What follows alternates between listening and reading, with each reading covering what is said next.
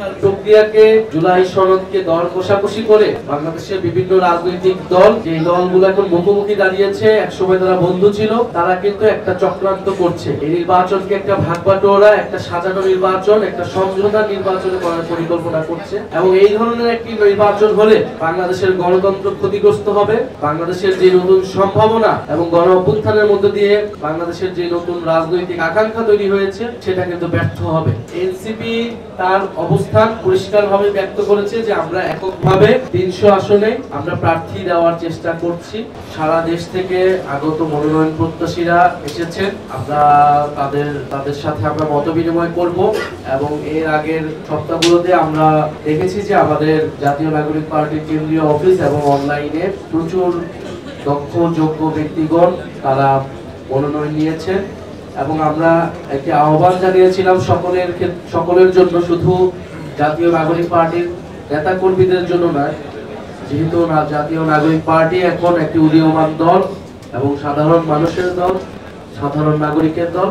ফলে আমাদের আহ্বান ছিল সবার প্রতি, সকলের প্রতি, যারা নতুন করে রাজনীতি করতে চায়, দেশ গড়তে চায়, একটি গণতান্ত্রিক বৈষম্যহীন বাংলাদেশ গড়ে তুলতে অঙ্গীকারবদ্ধ এবং যারা কখনো হয়তো ভাবেনি যে সংসদে যাবে, নির্বাচনে দাঁড়াবে, কিন্তু গণ অভ্যুত্থানের পরে যেহেতু সবাই নতুন করে স্বপ্ন দেখছে, আজকে হয়তো আমরা এখানে অনেকেই বসে থাকার কথা ছিল না, অনেকেরই রাজনীতি করতে আসার কথা ছিল না, কিন্তু আমরা এখানে ঐক্যবদ্ধ হয়েছি, রাজনৈতিক প্রক্রিয়ায় যুক্ত হয়েছি। ফলে আমাদের কাছে মনে হয়েছে যে এই নির্বাচনে এরকম অনেক মানুষ রয়েছে যারা কখনো রাজনীতি বা নির্বাচনের কথা পূর্বে না ভাবলেও এবার তারা সম্ভাবনা দেখছেন, এবার তারা স্বপ্ন দেখছেন। আমরা তাদের স্বপ্নকে এবং সম্ভাবনাকে কাজে লাগাতে জাতীয় নাগরিক পার্টি তাদের সাথে কাজ করতে চাই, তাদের পাশে থাকতে চাই। ফলে আমরা বাংলাদেশের সেই সৎ, যোগ্য, দক্ষ এবং দেশপ্রেমিক মানুষের প্রতি আহ্বান জানিয়েছিলাম এবং আমাদের আহ্বানে সাড়া জাগিয়ে প্রায় ১৫০০ মানুষ এই মনোনয়ন ফর্ম নিয়েছেন। আমরা তাদের প্রতি আন্তরিক ধন্যবাদ এবং কৃতজ্ঞতা জানাই। আজকে এবং আগামীকাল হয়তো আমাদের আরো একদিন লাগতে পারে, আমরা এই সকল মনোনয়ন প্রত্যাশীদের সাথে মত বিনিময় করবো, তাদের স্বপ্নের কথা শুনবো, তাদের দক্ষতা যোগ্যতার কথা শুনবো এবং এনসিপির পক্ষ থেকেও আমরা আমাদের পরিকল্পনার কথা বলবো এবং সর্বোপরি আমরা একটা স্বচ্ছ প্রক্রিয়ার মাধ্যমে যাচাই বাছাই করে এখান থেকে আমরা আমাদের আমরা বলেছি যে আমরা ৩০০ আসনের প্রার্থী চূড়ান্ত করতে চাই, সেই ৩০০ আসনের প্রার্থী আমরা চূড়ান্ত করব। এখানে একটা প্রাথমিক যাচাই বাছাই হবে, পরবর্তীতে আমাদের যে রাজনৈতিক পরিষদ রয়েছে তারা কেন্দ্রীয় সংসদীয় বোর্ড হিসেবে তারা কাজ করবে, তারা চূড়ান্ত মনোনয়ন দিবেন এই ৩০০ জন প্রার্থীকে। ফলে আমাদের আজকে জাতীয় নাগরিক পার্টির বিভিন্ন পর্যায়ের নেতাকর্মী এবং আমাদের এনসিপির অনেক শুভাকাঙ্ক্ষী যারা মনোনয়ন নিয়েছেন, তারা আজকে মনোনয়ন প্রত্যাশী হিসেবে আজকে এসেছেন মত বিনিময় করতে। আমরা তাদেরকেও ধন্যবাদ এবং কৃতজ্ঞতা জানাচ্ছি। আমরা আমাদের এই যাচাই বাছাই প্রক্রিয়াটা সম্পন্ন হলেই আমরা আমাদের তালিকাটি ঘোষণা করতে পারবো বলে আমরা আশা ব্যক্ত করছি এবং আমরা দেশবাসীর উদ্দেশ্যে বলতে চাবো যে জাতীয় নাগরিক পার্টি তার স্বপ্ন, তার প্রতিশ্রুতি নিয়ে এগিয়ে যাচ্ছে এবং আমাদের এই নির্বাচনে অংশগ্রহণের জন্য সবচেয়ে বেশি প্রয়োজন সাধারণ মানুষের আস্থা এবং সহায়তা। যে সহযোগিতাটা আমরা সবসময় পেয়ে আসছি, সাধারণ মানুষের সহযোগিতাতেই এবং সরকার এবং প্রশাসনকে যে শক্ত অবস্থানে থাকা প্রয়োজন সেটা আমাদের কাছে মনে হচ্ছে না। আমরা দেখতে পাচ্ছি যে বিভিন্ন দলের নেতা কর্মীরা তারা প্রকাশ্যে বলে বেড়াচ্ছে যে প্রশাসনকে কিভাবে দখল করতে হবে, প্রশাসনকে কিভাবে হাতে রাখতে হবে। ফলে এবং আমরা এর আগেও বলেছি যে সংস্কার প্রক্রিয়াকে জুলাই সনদকে দর কষাকষি করে বাংলাদেশের বিভিন্ন রাজনৈতিক দল যে দলগুলো এখন মুখোমুখি দাঁড়িয়েছে, একসময় তারা বন্ধু ছিল, তারা কিন্তু একটা চক্রান্ত করছে। এই নির্বাচনকে একটা ভাগবাটোয়ারা, একটা সাজানো নির্বাচন, একটা সমঝোতা নির্বাচন করার পরিকল্পনা করছে এবং এই ধরনের একটি নির্বাচন হলে বাংলাদেশের গণতন্ত্র ক্ষতিগ্রস্ত হবে। বাংলাদেশের যে নতুন সম্ভাবনা এবং গণ অভ্যুত্থানের মধ্য দিয়ে বাংলাদেশের যে নতুন রাজনৈতিক আকাঙ্ক্ষা তৈরি হয়েছে সেটা কিন্তু ব্যর্থ হবে।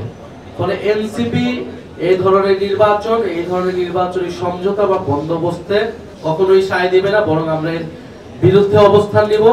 সরকারের প্রতি আমাদের আহ্বান থাকবে এবং ফ্যাসিবাদ বিরোধী রাজনৈতিক দলগুলোর প্রতি আহ্বান থাকবে যে আমরা যে কারণে আপনারা লড়াই করেছেন, আমরা সাধারণ ছাত্র হিসেবে রাজপথে নেমে এসেছিলাম যে বাংলাদেশের গণতন্ত্র প্রতিষ্ঠা হবে, বাংলাদেশের প্রতিষ্ঠানগুলো শক্তিশালী হবে, নির্বাচন ব্যবস্থা পুনর্গঠিত হবে এবং সর্বোপরি বৈষম্য দূর হবে। সেই প্রতিশ্রুতিতে যাতে আমরা সকলেই অঙ্গীকারবদ্ধ থাকি এবং বাংলাদেশের প্রশাসন যাতে নিরপেক্ষভাবে কাজ করতে পারে, দায়িত্ব পালন করতে পারে, সেজন্য আমাদের সবাইকে কিন্তু সহযোগিতা করতে হবে। আরেকটি বিষয়, আপনারা বিভিন্ন পত্র পত্রিকায় এনসিপি নিয়ে অনেক ধরনের গুঞ্জন এবং আমরা মনে করি যে অনেক ধরনের মিথ্যা নিউজ করে এনসিপি কে একদিকে নিয়ে যাওয়ার চেষ্টা করা হচ্ছে। এনসিপি তার অবস্থান পরিষ্কারভাবে ব্যক্ত করেছে যে আমরা এককভাবে 300 আসনে আমরা প্রার্থী দেওয়ার চেষ্টা করছি। আমরা আমাদের নিজেদের রাজনীতি নিয়ে জনগণের কাছে যেতে চাই। তবে আমাদের নির্বাচনী ইস্তিহার, আমাদের যে সকল দাবি রয়েছে, সেই দাবি এবং আমাদের নীতি আদর্শের সাথে যদি কোনো দল বা কোনো শক্তি ঐক্যবদ্ধ পোষণ করে, তাহলে তাদের সাথে আমাদের আলোচনা থাকতে পারে এবং সেক্ষেত্রে আমরা ওপেন রয়েছি। ফলে আমরা বলেছি যে আমাদের যে কোনো ধরনের যদি রাজনৈতিক সমঝোতা হয়, সেটা একটা নীতিগত এবং আদর্শিক জায়গা থেকে হতে হবে।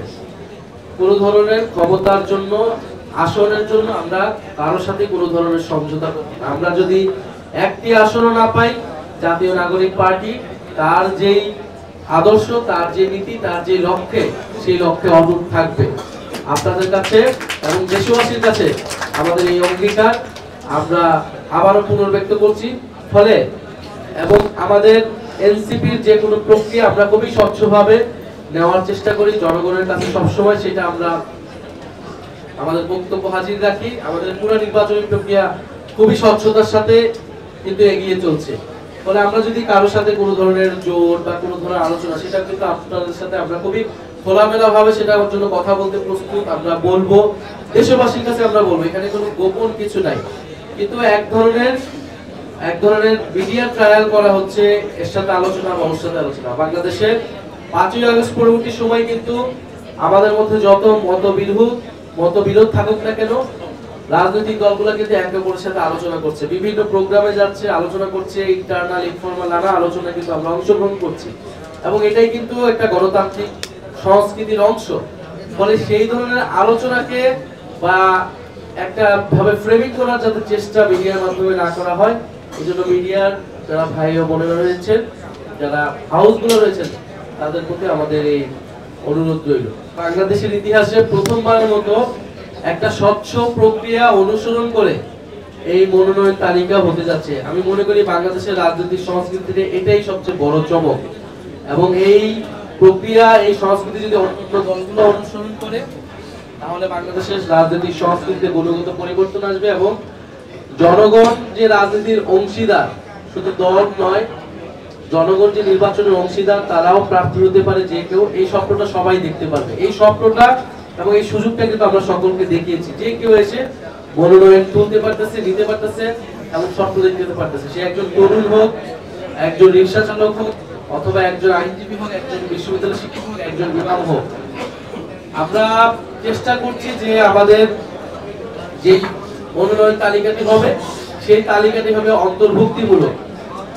আমরা ইতিমধ্যে কয়েকটি দলের মনোনয়ন তালিকা কিন্তু দেখেছি। সেই তালিকাগুলো কিন্তু খুবই পুরনো ধাঁচেরই হয়েছে। অর্থাৎ যদি গণ অভ্যুত্থান না হতো, যদি তারা 5 বছর আগে ইলেকশন করতো, যে ধরনের তালিকা তারা দিত, সেই একই ধরনের তালিকা দিয়েছে। আমরা চেষ্টা করব যে আমাদের তালিকাটিতে অন্তর্ভুক্তি থাকতে সকল ধরনের সমাজের যে শ্রেণী পেশার মানুষ রয়েছে, চিন্তার মানুষ রয়েছে, ভিন্ন ধর্মের মানুষ রয়েছে, ভিন্ন জাতিসত্তার মানুষ রয়েছে, সেই সবকিছুর সমন্বয়ে একটি তালিকা আমরা প্রণয়ন করতে, পাশাপাশি আমরা তারুণ্য এবং অভিজ্ঞতার সমাবেশ ঘটানোর চেষ্টা করব।